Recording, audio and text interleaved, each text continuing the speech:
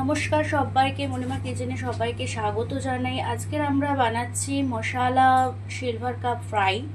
তো silver cup মাছ প্রথমে নিয়ে নিয়েছি, আর এখানে নিয়েছি রসুন, শুকনো লঙ্কা, আর এখানে আছে আদা কুচি, পেঁয়াজ কুচি। সিলভার কাপ মাছটাকে আমরা হলুদ, নুন আর লেবু রস মাখিয়ে নেব। প্রথমে দিচ্ছি নুন,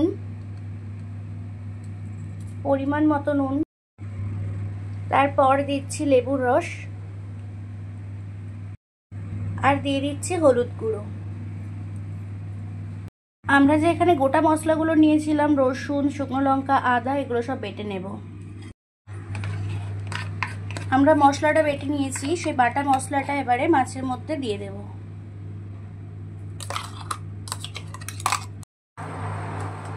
সব মশলাগুলো দিয়ে মাছটাকে খুব ভালোভাবে ম্যারিনেট করে নিতে হবে। প্যান ফ্রাই করার জন্য আমরা কড়াইতে দিয়ে দেব সাদা তেল। তেলটা গরম হয়ে গেছে, এবারে আমরা মশলা মাখানো মাছগুলোকে ভেজে দেব।